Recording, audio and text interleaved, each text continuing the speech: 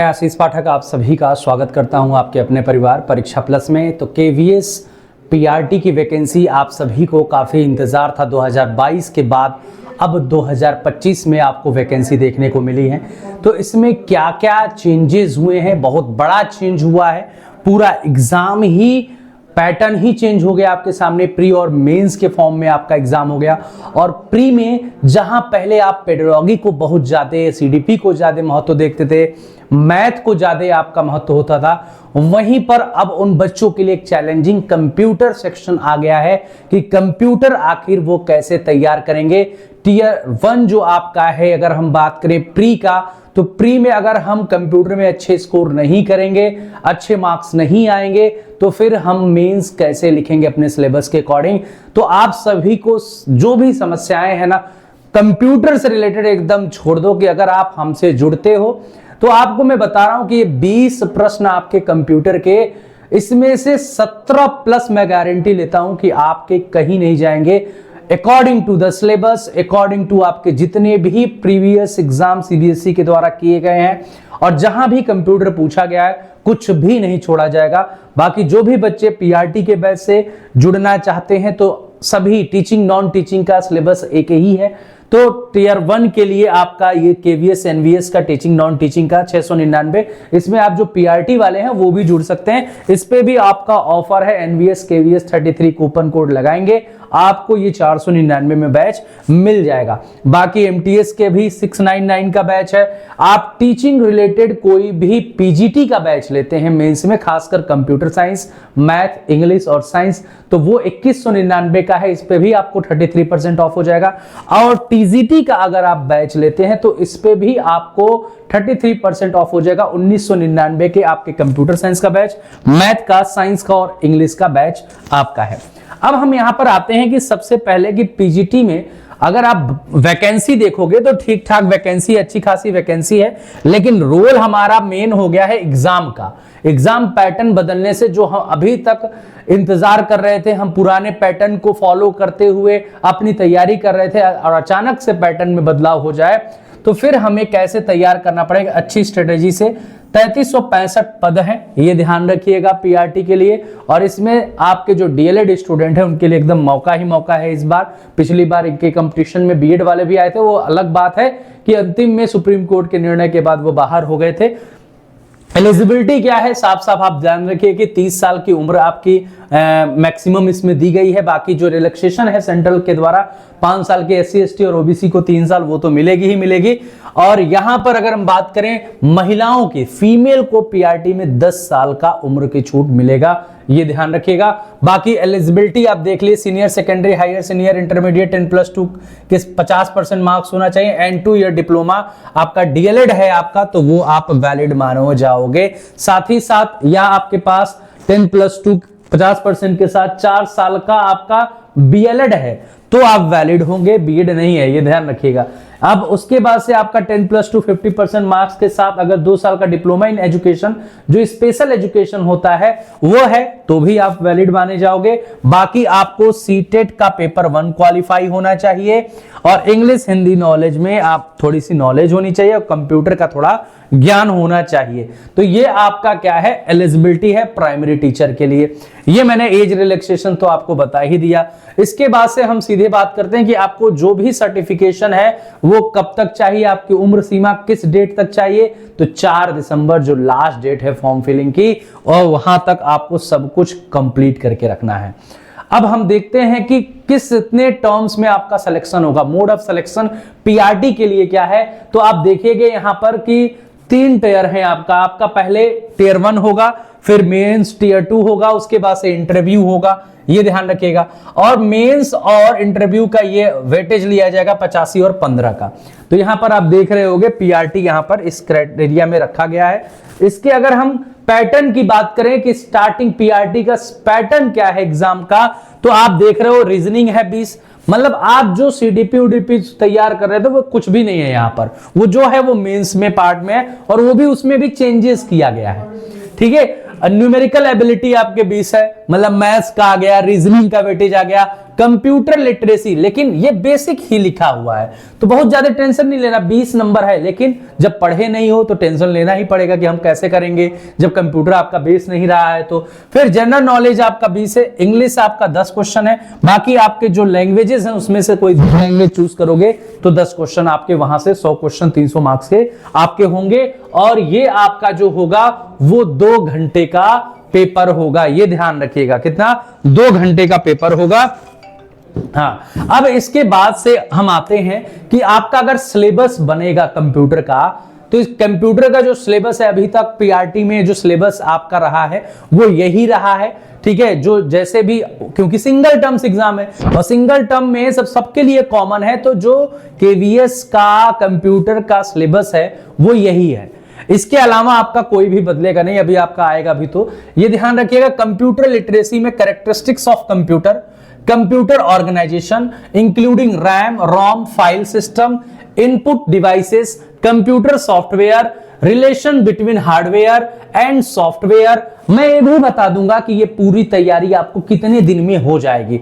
Operating system, MS office, power point, information technology, society Indian act, digital signatures, application of information technology in government, e governance, mobile smartphone information kiosk, ठीक है। ये आपके syllabus है, अच्छा खासा syllabus है। Maximum exam में जो सिलेबस होता है ना वो आप देखोगे तो यहीं तक सिलेबस होता है, सिर्फ यहीं तक होता है। ये केवीएस के एक्स्ट्रा पॉइंट है जहां से वो क्वेश्चन उठाता है। इंफॉर्मेशन टेक्नोलॉजी इन सोसाइटी हो गया, गवर्नेंस में आपके एप्लीकेशन इंफॉर्मेशन टेक्नोलॉजी का, ई गवर्नेंस में क्या रोल है, स्मार्टफोन, डिजिटल सिग्नेचर और आईटी एक्ट से क्वेश्चन ये जरूर उठाता है, इनका ये स्पेशल टॉपिक है। बाकी यहां तक जो आप टॉपिक देख रहे हो ये हर कॉम्पिटेटिव एग्जाम का कॉमन होता है।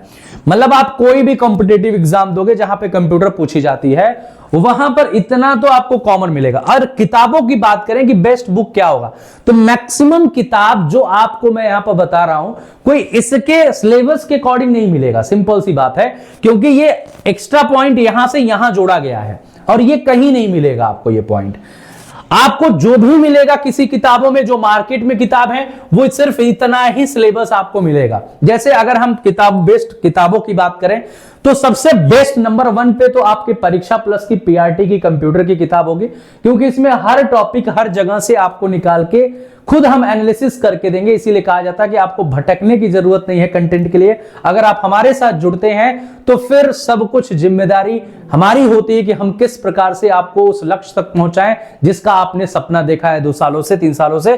तो ये आपका पीआरटी के लिए कंप्यूटर की स्पेशल किताब रहेगी, जिसमें आपके according to the syllabus English और हिंदी दोनों माध्यम में रहेगा। कंप्यूटर फंडामेंटल, आप जैसे मैंने कहा अगर नहीं जुड़ते हो कोई, आपको हम बेस्ट बुक सजेस्ट कर सकते हैं जहां पर मैक्सिमम कंटेंट आपको मिल सके। तो ये आपके प्रदीप के सिन्हा और प्रीति सिन्हा की किताब आती है बीबीपी पब्लिकेशन की, कंप्यूटर फंडामेंटल की, इसको आप ले सकते हो। बाकी अरिहंत की आती है, इसमें भी आपको मैंने कहा जनरल टॉपिक जो होता है यहां से लेकर यहां तक, ये टॉपिक सिर्फ परीक्षा प्लस की किताब में मिलेगा, बाकी किसी के किताब में नहीं मिलेगा। यहां से इंफॉर्मेशन टेक्नोलॉजी से लेकर ये कियोस्क तक का जो टॉपिक है ये सिर्फ परीक्षा प्लस देगा और कोई नहीं देगा। बाकी आप लोगों को जहां से ढूंढना होगा तो ढूंढ के ही पढ़ पाओगे। बाकी ये जनरल आपके इसमें भी मिल जाएगा, हिंदी में कंप्यूटर वाले आप ले सकते हो, ये आपकी किताबें हैं। इसकी एमसीक्यू भी आती है, ठीक है, इसकी एमसीक्यूज की किताब भी आती है। और हम अगर आपको दिखाएं कि आपके नोट्स तैयार हो रहे हैं, वो नोट्स भी मैं आपको दिखा दे रहा हूं कि वो नोट्स आपके कहां पे हैं, ये ध्यान रखिएगा। वो थोड़ा सा आप यहां पे आइए, 2 मिनट में आपको हम इसके पूरे नोट्स आपको दिखा दे रहे हैं कि किस प्रकार से आपके जो नोट्स हैं वो हमने आपके तैयार कराए हैं। एक एक चाहे इंग्लिश का हो चाहे हिंदी का हो, ठीक है। जब यहां पर मैं देखो पीडीएफ नोट्स में आपका है कंप्यूटर एमसीक्यू के नोट्स हैं, आपके लिए एमसीक्यूज ऑलरेडी हम तैयार करा रहे हैं। एमसीक्यूज भी आपको देंगे, एकदम एग्जाम ओरिएंटेड होगा। अभी ये आपका ओपन हो रहा है, देखिएगा। और ऐसे आपके थ्योरी इंग्लिश और हिंदी दोनों में नोट्स आपको प्रोवाइड होगा। कभी भी लैंग्वेज बैरियर नहीं आएगा कि सर इंग्लिश वाले हैं, हम हिंदी मीडियम वाले हैं, हमको कंप्यूटर हिंदी मीडियम में दे दो, हमें हिंदी में समझ में आता है। कई सारे बच्चे होते हैं जो पहली बार कंप्यूटर पढ़ते हैं, उनका मीडियम हिंदी है पीआरटी में खासकर, तो उनके लिए लैंग्वेज इशू करेगा, तो उसके लिए हमने हिंदी में भी बनवा रखा है। तो यहां पर आप देखोगे तो ये परीक्षा प्लस का ये पूरा का पूरा आपको जो है एमसीक्यू सेशन आपको मिल जाएगा। ये पूरा का पूरा एमसीक्यू वाला पीडीएफ आपको हिंदी में मिल जाएंगी, ठीक है। इसी के साथ आपके अगर हम नोट्स की बात करें तो यहां पर देखो नोट्स आपका office MCQ, power point MCQ हो गया, इंपॉर्टेंट एक्सेल हो गया। अभी आपके ये सभी चैप्टर के एमसीक्यूज हैं, ये सभी क्या है आपके चैप्टर के एमसीक्यूज है। इसके बाद से आपका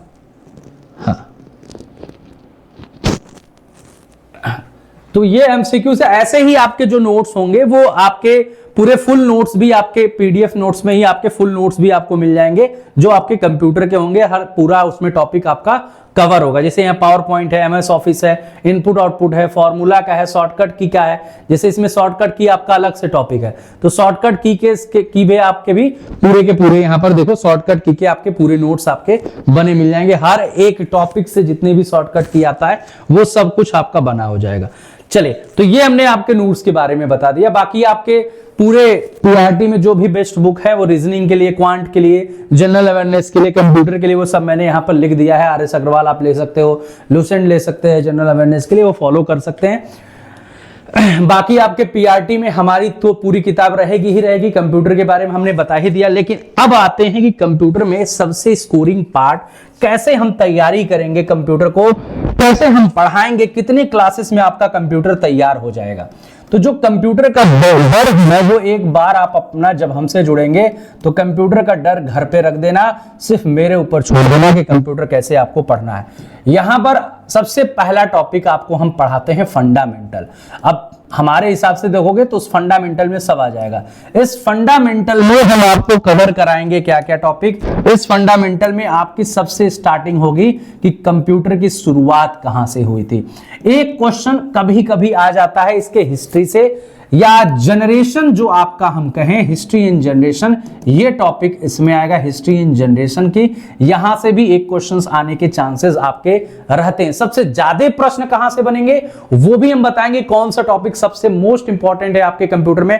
तो यहां से आपका जनरल हो गया। उसके बाद से यहीं पे क्लासिफिकेशन ऑफ कंप्यूटर हम पढ़ते हैं। क्या पढ़ते हैं? क्लासिफिकेशन ऑफ कंप्यूटर पढ़ते हैं, ये ध्यान रखिएगा। क्लासिफिकेशन ऑफ कंप्यूटर से कोई खास नहीं आता है। इसके बाद से हम दूसरे नंबर की बात करें तो कंप्यूटर आर्किटेक्चर। यहां आपका दूसरा यूनिट जब स्टार्ट होता है तो उसको हम आर्किटेक्चर कहते हैं। कंप्यूटर आर्किटेक्चर में ही हम इसके अंदर आपका बात करा जाए तो इनपुट डिवाइसेस हो गया, आउटपुट डिवाइसेस हो गया, ठीक है। उसके बाद से मेमोरी हो गया, पूरा सीपीयू का रिलेटेड जितना सीपीयू के अंदर जो भी हो गया, सीपीयू हो गया, मेमोरी हो गया, आपके सीपीयू के आर्किटेक्चर की बात किया जाए, ये सब कुछ हम लोग यहां पर कवर करेंगे। तो इनपुट मेमोरी जो आपके सिलेबस में है, देखो ऐसे ही मैं आपको पढ़ाऊंगा जैसे आपका सिलेबस है ना। देखो कैरेक्टरिस्टिक्स ऑफ कंप्यूटर, ये सब फंडामेंटल में है। जो कंप्यूटर ऑर्गेनाइजेशन है ये इंक्लूडिंग आपके क्या है, यहां पे रोम रैम फाइल सिस्टम लिखा है ना, तो वो सब कुछ कहां पे आ जाएगा, फाइल सिस्टम आपका, वो फाइल सिस्टम आपके रैम रोम मेमोरी के अंदर आ जाएगा। इसी को हम डिवाइड करेंगे। तो अब इस कंप्यूटर आर्किटेक्चर में सबसे ज्यादा कौन सा आपका वेटेज रखेगा, वो आपका ये वाला यूनिट और ये यूनिट जो होगा सबसे ज्यादा, क्योंकि मेमोरी से आपके क्वेश्चंस पूछे जाते हैं। इनपुट आउटपुट से बहुत कम होगा, लेकिन हाँ एक सिंगल क्वेश्चन रहेगा। लेकिन यहां से आपके 2 से 4 क्वेश्चन तक बनने के चांसेस होते हैं। यहां से भी आपके 2 क्वेश्चंस बनने के चांसेस होते हैं। इसके बाद से जैसे आपका खत्म होगा ये वाला यूनिट, तो हम इसके बाद स्टार्ट करते हैं आपका सॉफ्टवेयर पार्ट। हार्डवेयर में पूरा खत्म होता है, सॉफ्टवेयर में हम आपको पढ़ाते हैं क्या, सबसे पहले आपकी स्टार्टिंग होती है ऑपरेटिंग सिस्टम से। तो यहां से शॉर्टकट की हो गई, तो यहां से भी आप 2 क्वेश्चन मान के चलो कि यूटिलिटी सॉफ्टवेयर, एप्लीकेशन सॉफ्टवेयर क्या होता है, पहचानने के लिए बेसिकली आ जाता है। इसके बाद से इसी सॉफ्टवेयर में आता है एप्लीकेशन सॉफ्टवेयर। अब एप्लीकेशन सॉफ्टवेयर हम आपको पढ़ाएंगे, तो एप्लीकेशन सॉफ्टवेयर में सबसे मेन, सबसे ज्यादा क्वेश्चन बनता है वो है एमएस ऑफिस से। अब एमएस ऑफिस के 3 अंग होते हैं। अब यहां से कितने क्वेश्चन बनेंगे, अगर 10 आपके 20 प्रश्न आ रहे हैं तो इतना मान के चलो कि 50% वेटेज आपका इसी का रहेगा, है ना। 40 से 50% वेटेज आपका इसी टॉपिक का रहेगा, ये ध्यान रखिएगा। 8 से 10 क्वेश्चन आपका कहीं नहीं गया है किस किस टॉपिक से, आपके एमएस वर्ड, एमएस एक्सेल और पावर पॉइंट। है ना, MS पावर पॉइंट। ये आपके टॉपिक के क्वेश्चन जो होंगे 7 से 10 क्वेश्चन कहीं नहीं गए हैं, सबसे बड़ा वेटेज लेकर चलता है।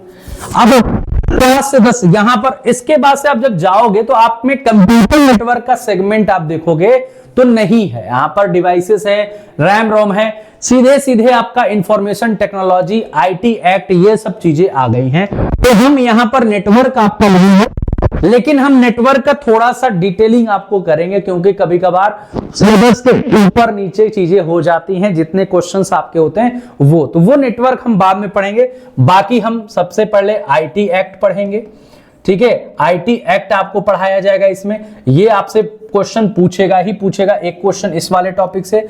दूसरा आपका ई गवर्नेंस वाला जो टॉपिक है, ई गवर्नेंस वाला है, यहां से 2 क्वेश्चंस आपके इनके बनेंगे ही बनेंगे, मतलब 2 क्वेश्चंस चांसेस होते हैं कि यहां से क्वेश्चंस बनाए जाएंगे।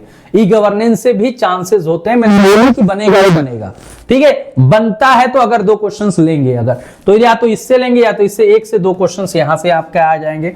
उसके बाद से आपका जो डिजिटल सिग्नेचर का पार्ट है, डिजिटल सिग्नेचर और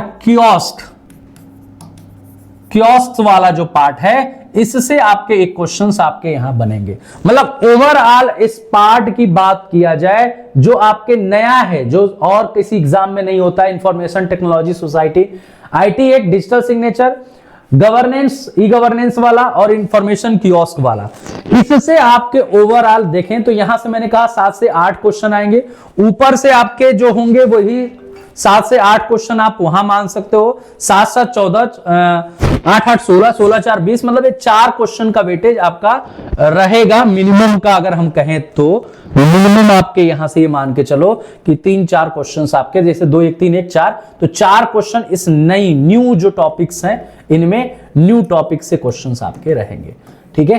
तो पूरे विधिवत तरीके से आपको पूरा आईटी एक्ट के अंदर कौन कौन सी चीजें हैं, किसके लिए आईटी एक्ट जब पढ़ेंगे ना, तो यहां हमें साइबर सिक्योरिटी पढ़ना जरूरी पड़ जाता है। तो कहीं हम तभी जान पाएंगे कि किस अपराध के लिए हमें कौन सी सजा दी जाएगी, ठीक है। नहीं तो वैसे हम जान ही नहीं पाएंगे। आईटी एक्ट हम जब पढ़ेंगे तो हमें अपराध जानना जरूरी है, और उस अपराध के लिए कौन सी सजा है वो जानेंगे। ई गवर्नेंस में रेगुलरली बेसिकली हम करंट की चीजें, मतलब करंट में मतलब अब यहां पर डिजिटल पेमेंट सिस्टम भी हम पढ़ लेते हैं। डिजिटल पेमेंट सिस्टम में हम जैसे अगर आधार इनेबल पेमेंट सिस्टम पढ़ लेंगे, गवर्नमेंट की जैसे अभी हम कहें कि डिजिटल सर्टिफिकेशन हो गया, आपका डिजिलॉकर हो गया, ये सब सेवाएं हैं, प्लस जीवन प्रमाण पत्र हैं, इनके लिए एप्लीकेशंस कौन सी बनाई गए हैं, जो आपके नवंबर में गवर्नमेंट एम्प्लॉइयों को जमा वो करना होता है। अब चाहे वो केवीएस के हो चाहे एनवीएस के हो, सभी को क्या करना होता है, अपना एक प्रमाण पत्र देना होता है। तो वो बेसिकली आपके कौन कौन से एप्लीकेशन ऐसे निकाले गए हैं गवर्नमेंट के द्वारा जो पब्लिक को कहीं ना कहीं डायरेक्ट गवर्नमेंट से कनेक्ट करते हैं, तो वो सब हम बेसिकली ई गवर्नेंस में। यहां पर अगर कियोस्क की बात करें तो कियोस्क जैसे आप रेलवे पे जाते हो, चाहे कई सारे वेंडिंग मशीन होते हैं, जैसे आपके रेलवे की टिकट निकालने के लिए हो गया, कोई प्रोडक्ट निकालने के लिए हो, तो वहां पे हम कियोस्क का इस्तेमाल करते हैं। इनके बारे में हम थोड़ा सा पढ़ते हैं, क्योंकि इससे बहुत ज्यादा डिटेलिंग नहीं है, कम ही है। एक एक क्वेश्चन आपके एक ही क्वेश्चन आएगा, उससे ज्यादा नहीं आएगा। मेन आपका ये वाला पार्ट है, और सबसे ज्यादा मैंने कहा हाईलाइटेड, सबसे ज्यादा क्वेश्चंस आपके इस पार्ट से आएगा। अगर आपने एमएस ऑफिस को कवर कर लिया और आपने इसको कवर कर लिया, तो फिर आप 15 क्वेश्चन कहीं नहीं गए हैं, ये ध्यान रखिएगा। अगर इस पार्ट को कर लेते 2 2 4 और 8 4 13 14 15, मतलब 14-15 क्वेश्चन आपके कहीं नहीं गए हैं। अगर आपने सिर्फ जो पुराने होते हैं, हर एग्जाम में जो क्वेश्चन पूछे जाते हैं, अगर आपने उसको कवर कर लिया तो आपके 14-15 क्वेश्चन हो जाएंगे। उसके बाद से आपके जो नया है, नया से 4 ही 5 क्वेश्चन आ रहा है, और यही आपका गेम प्ले करेगा। जो आपके 20 में 18-17 को टच करेगा, वही आपका कहीं ना कहीं गलतियां तो होंगी, आपको आते हुए क्वेश्चन भी गलत होंगे एग्जाम में, तो वही गेम चेंजर होगा, वही प्लेयर आगे बढ़ेगा जिसके मार्क्स 20 में से 18-17 है ना, इसके आसपास मार्क्स होंगे। ऐसा नहीं कि अब 16 आसपास, मतलब 17 18 19, यही 3 मार्क्स अगर जिनके होंगे वही प्ले रोल करेंगे अच्छे से। तो बाकी आप सभी की तैयारी हमारे साथ होगी। कंप्यूटर मैं ही आपको पढ़ाऊंगा, बहुत बेहतरीन तरीके से पढ़ाऊंगा। ऐसे ही रीजनिंग आपके आशुतोष सर पढ़ाएंगे, मैथ्स एकदम मैथ्स के मसीहा आपके आलोक सर पढ़ाएंगे, उसके बाद से आपके इंग्लिश सर्वेश सर पढ़ाएंगे। तो सब कुछ बहुत बेहतरीन तरीके से परीक्षा प्लस प्लेटफॉर्म पर बहुत बेहतरीन तरीके से चलने वाला है। तो आप सभी लोग लेट ना करिए।